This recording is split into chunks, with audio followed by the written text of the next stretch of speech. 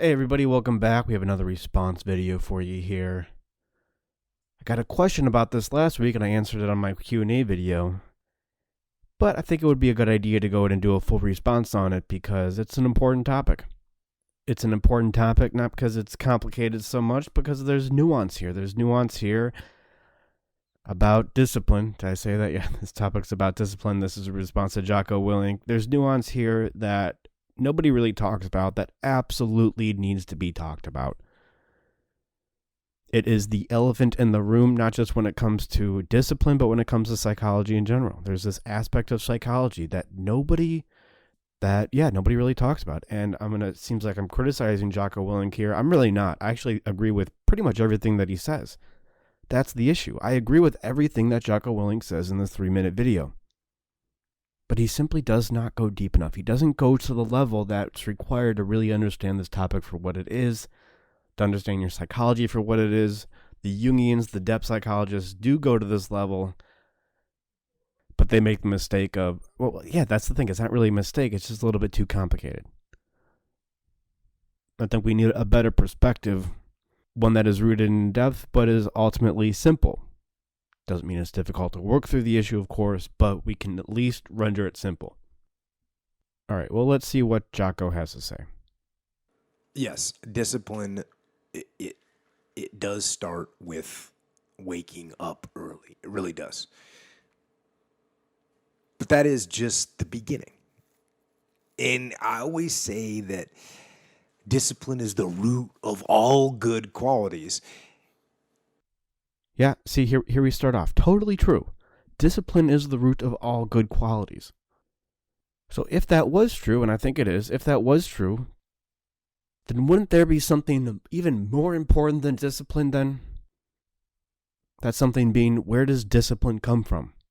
What is the root of discipline? Now, I'm going to make the case that Jocko doesn't really say this. He doesn't say what the root of discipline is. He gives examples of it. Tell me if I'm wrong, but we're going to go through. He'll give examples of discipline. He'll posit here how it could possibly manifest in your life, but he doesn't really say where it comes from. Okay, continuing. But you have to absolutely apply it to things outside of just waking up early. It's everything. It's working out every day, making yourself stronger and faster and more flexible and healthier. Discipline is eating the right foods to fuel your system.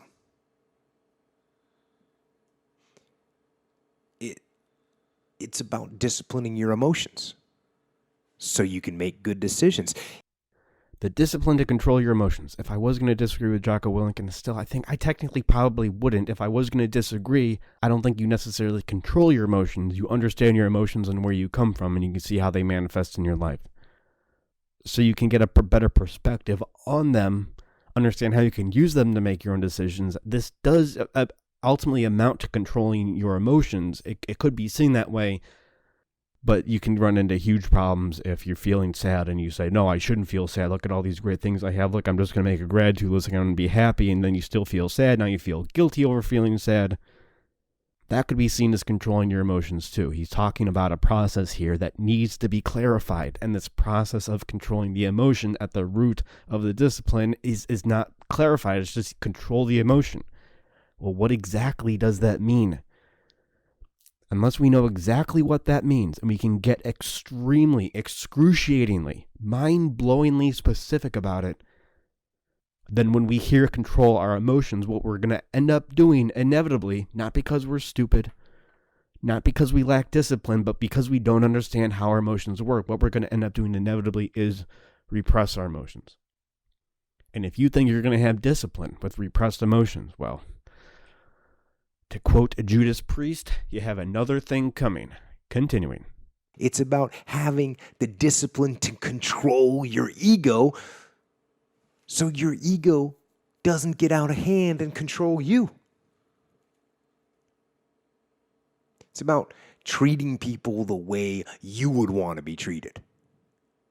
And doing the tasks that you don't necessarily want to do, but that you know will help you or help your team. Right, and I think that Jocko has such a following. And I don't think his following is unmerited, but I think he has such a following because we all feel ourselves in this situation. We know what the right thing to do is. We know we're supposed to wake up, my favorite example. We're supposed to wake up in the morning and do 2 hours of calculus homework, yet we find ourselves lost on YouTube. Is it just because we're weak? Is it just because we lack discipline? Okay, maybe, but where does that come from? Where does the strength, where does the discipline come from? If it simply comes from strength and discipline, then psychology is simply philosophy. Philosophy is what is the right thing to do. Psychology is how do we do it? How do we get ourselves to that point where taking the right action is effortless? It's natural. It just feels like a part of who we are. That's the question. That's what we need. That's what I needed. I was 21 years old at one point, working through these issues, working with my emotions, trying to control them, and it only worked for a little bit, never in the long term.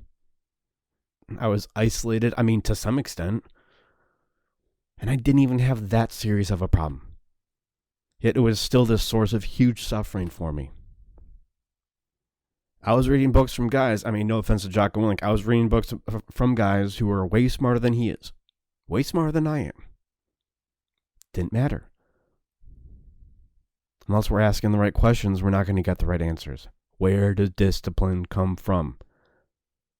What is strength? Where does it come from? How do we build it up? Do we build it up simply by having strength? Well, now we're just going around in circles then. All right, continuing. Facing your fears. We're getting warmer. Discipline is facing your fears. Kind of, yeah, it does take discipline to face your fears. But he's accidentally, a little bit, talking about where discipline comes from. Facing your fears, that may be a part of it. Managing your anxiety. But unless we know exactly what anxiety is, exactly how it works, exactly how to face our fears, when we cannot find ourselves able to face our fears, how do we get ourselves to that point unless we delineate that process exactly? Then simply saying facing your fears isn't going to help. Not in the long term. What is the full spectrum of your fear? What does your fear really look like? What are you really afraid of? I can almost guarantee you're only aware about 5% of what you're really afraid of. And probably that 5% that you're aware of isn't what you're really afraid of. We got to be exact about this. We have to be precise. If discipline is as important as Jocko says, and I think it is, then there's no way we can bring too much clarity to this issue. All right, continuing. It takes discipline to face your fears so you can conquer them. And that's what discipline is. Discipline means taking the hard road, the uphill road, to do what's right for yourself and for other people. It's so often the easy path that calls to us to be weak for that moment, to break down for that moment. And what is that call? Where is that call coming from? What does it mean? What does it tell you about you? Simply that you're weak? Simply that you lack discipline? Not helpful. Maybe true in some respect, but not helpful. Continuing. To give in to the desire and the short-term gratification. But the discipline will not allow that. The discipline calls for strength and fortitude and will. It won't accept weakness. It won't tolerate another breakdown. Well, it better tolerate a breakdown. It better tolerate some failure. Part of building discipline actually is dealing with this failure. Like I was talking about in the Q&A video last week in reference to drug addiction, relapse, important part of sobriety. And if we look at a relapse and think, well, you just didn't have enough discipline, you weren't strong enough, that doesn't really manage the mechanism behind the relapse. The relapse is simply a lens into who we are. That's fine. It's simply asking us failure, relapse, whatever. It's all asking us to do. All it's asking us to do is to delve deeper into who we are and what's going on. I get it. If you're on a special ops mission, failure's not an option. Great. But that's not a real world scenario. Failure is an option. And oftentimes we need to fail in order to expose that part of us so we can work on ourselves ever more. And really, when you go on a special ops mission, you have failed a bunch of times before. That's why you go to training. Continuing. The discipline can seem like it's your worst enemy. But the reality is, discipline is your best friend. It will take care of you like nothing else can.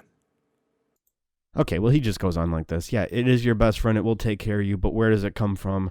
If we have a friendship, do we do whatever we can to keep the friendship intact, or do we work on the foundations of a proper friendship and let the friendship flow naturally, grow naturally from those foundations? Do we work on ourselves? Do we work on our honesty? Do we work on issues we're avoiding? Do we work on our own needs first, and then whatever friendships we're going to have flow naturally from that? And that's really how discipline works.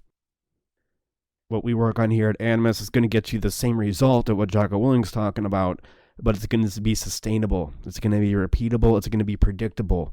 When you do relapse, you're going to know exactly why. Doesn't mean you're bad. Doesn't mean you're weak or stupid. All it is a call for is more understanding about who you are. And I know that sounds complex or complicated. It's not when you break down the unconscious the way that we have. AnimusEmpire.com. Schedule a free consultation if you don't know what else to do. AnimusEmpire.com/schedule. Easy enough. Try to make that easy. That decision easy.